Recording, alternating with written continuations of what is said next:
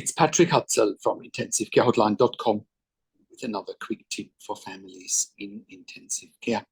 So today's tip is once again, stay out of LTAC at all costs. And here is once again why. A couple of days ago, I was doing a YouTube live and I had one of the attendants asking questions there. And the gist was, that their family member went to LTAC from ICU and bounced back within 24 hours. I mean, I have made countless videos about this, that, within 24 to 48 hours, if your loved one is going to LTAC with a trach, with a ventilator, with a PEG tube, they're bouncing back into ICU because they're simply not ready. And LTACs are not equipped to look after critical care patients. And no matter what ICU say, and LTACs say they're specialized on ventilation and tracheostomy, well, that's only one small aspect of it. The bigger picture is that patients have been critically ill. They had specialist input, often from cardiologists, hematologists, neurologists, and the list of specialties that need to give input to a critical care patient is long, right? And then all of a sudden they're going to LTAC, no more specialist input, no more critical care nurses, which is the minimum requirement for someone with a ventilator and a trach to be able to get them to wean off the ventilator, right? It just doesn't happen. And no matter what the websites say of the LTACs, it's all a whole lot of nonsense, because look up families' reviews of LTACs, look them up. Look up the case studies on our website. How many times do we talk to clients, where they say, oh, look, my family member went to LTAC against my better judgment, and then they bounce back just as you predicted within 24 to 48 hours. The worst part here is this.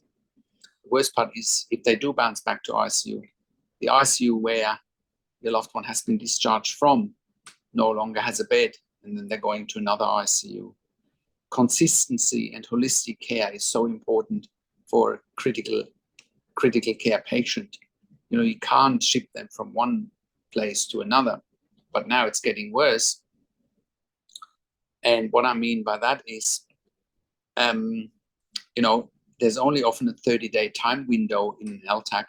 And if your loved one can't be weaned, they end up in a SNF or a skilled nursing facility, and it's getting worse there.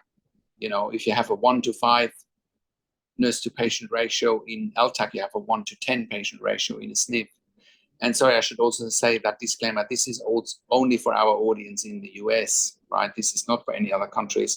This is really for our audience in the US, because LTACs are very specific to the US healthcare system. Now, I want to give you another example. I want to read out an email that I had from a reader who says, "Hi, Patrick. My brother is currently in the hospital in Santa Maria. He needs to be moved to LTAC. However, they are saying that his insurance is only contracted for Los Angeles County. However, his entire family is in Vallejo, San Francisco, and the Sacramento area. Kindred is the facility. However, they do have facilities in Northern California. Can you help?" From Kimberly. Now, I actually spoke to Kimberly a couple of weeks ago, and here's what's happened. By the time I finally got Kimberly on the phone, she actually said that just a few hours before I had her on the phone, her brother had actually passed away. Now, can you imagine the clinical judgment of an ICU says the patient is ready for LTAC, and they're not even making it there because they pass away beforehand?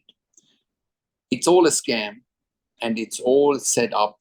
Getting ICU patients to LTAC is all set up to save money, free up ICU beds. It's not set up to deliver the clinical care that is necessary for patients with ventilation, tracheostomy, and that need specialist input from doctors, specialist nurses like ICU nurses, critical care nurses, and also respiratory therapists in the US, right? LTACs have none of it. So this is really a warning. Once again, do not go to LTAC. If you need proven strategies how to keep your loved one out of LTAC and keep them in ICU, please reach out to us.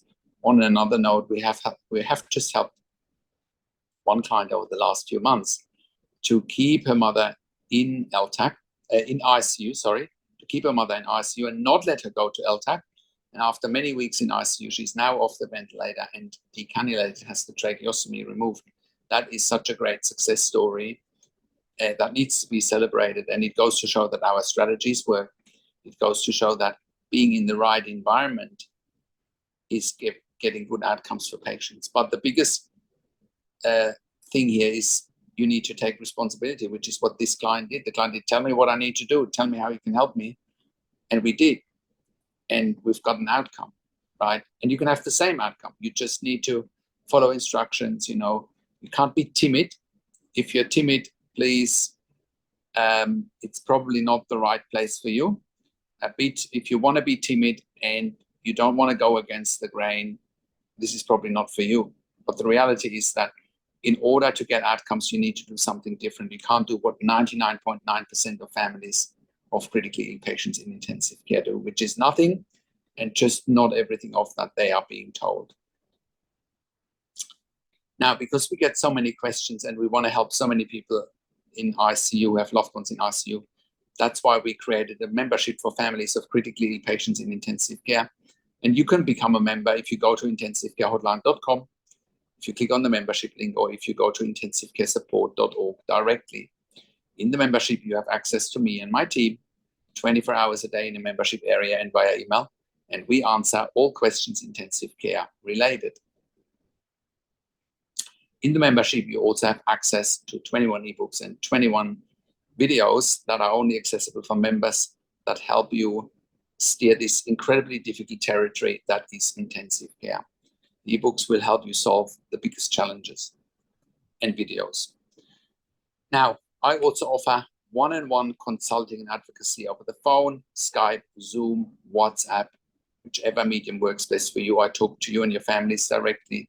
I talk to doctors and nurses directly. And I make sure you make informed decisions. You have peace of mind, control, power, and influence.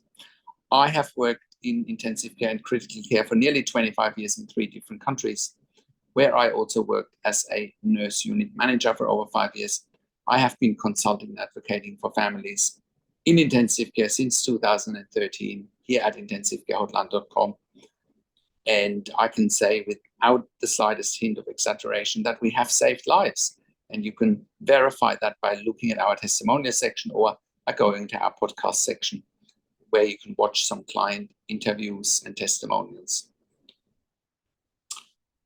When I talk to doctors and nurses directly and I talk with them, I ask all the questions that you haven't even considered asking, but you must ask when you have a loved one in intensive care. We also offer medical record reviews in real time so that you can have a second opinion in real time. We also offer medical record reviews after intensive care if you have unanswered questions, if you need closure, or if you are simply suspecting medical negligence. I also represent you in family meetings with intensive care teams. Once again, I make sure your loved one gets best care and treatment. And I also make sure that going into a family meeting with intensive care teams is the right thing to do. Sometimes it's not the right thing to do, and I will advise you accordingly. I have been in hundreds of family meetings over the years, either when I worked in ICU or here with intensivecarehotline.com clients. Now, if you like my videos, subscribe to my YouTube channel for regular updates for families in intensive care. Click the like button, click the notification bell, comment below what you want to see next, what questions and insights you have from this video. Share the video with your friends and families. Thank you so much for watching.